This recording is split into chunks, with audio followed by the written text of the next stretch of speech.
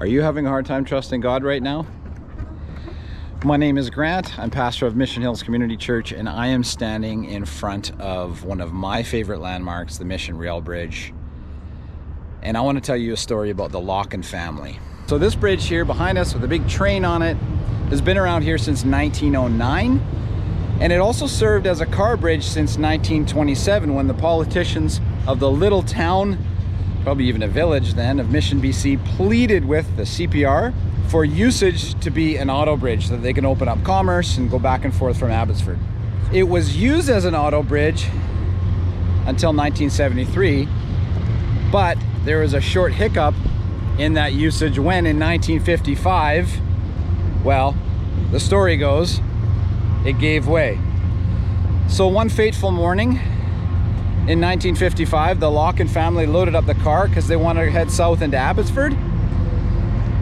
So they proceeded to the north side of the Mission Bridge here, and they waited for a green traffic light to get them across to the other side.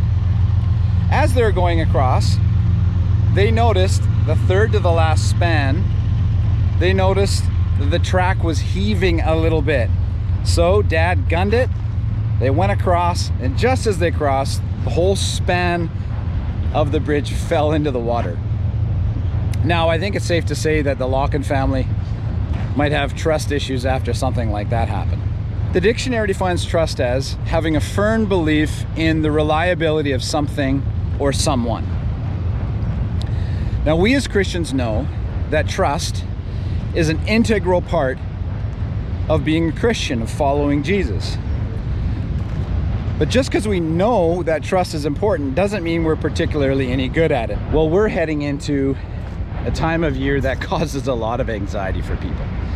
It's a new school year. A lot of people change jobs, right? So the dog days of summer with all the lazing is now turning into the frenetic pace of fall.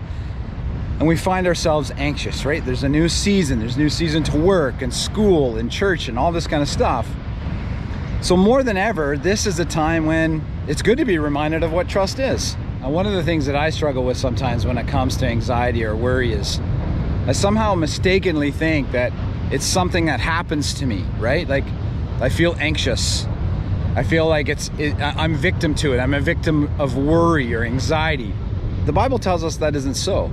In fact, Jesus is the one who says to us in Matthew 6 that worry is something that we do. That's why he says, do not do it. We often read in the Old Testament, in fact, one of the most common commands of the Old Testament is, do not be afraid. Well, trust is something that we do too. Trust is an action of the will. But see, this is the hidden blessing of trust.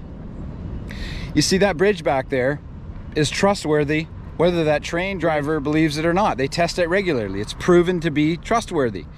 So whether the train driver believes it or not doesn't affect the substance of the bridge. Same is true with us. God is trustworthy. God says he is, and he's proven it time and time again throughout history. We can trust him. Now, whether I trust him or not doesn't change that fact, but trust is the gift, right? Trust is the very thing that anchors me in who God is. Trust is the gift for me. Trust is the gift for my heart. Trust is the confidence then that I get out of that decision to say, okay, God, you got this. So what is it that you're having a hard time trusting God with? Is it the new year? Is it a new job? Is it a new relationship? Is it an old relationship? Is it a health predicament? Is it a financial challenge?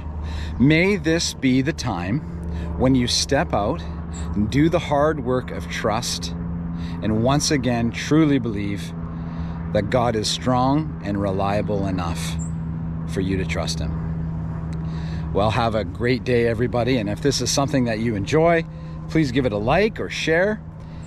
Hope you have a great day. Take care.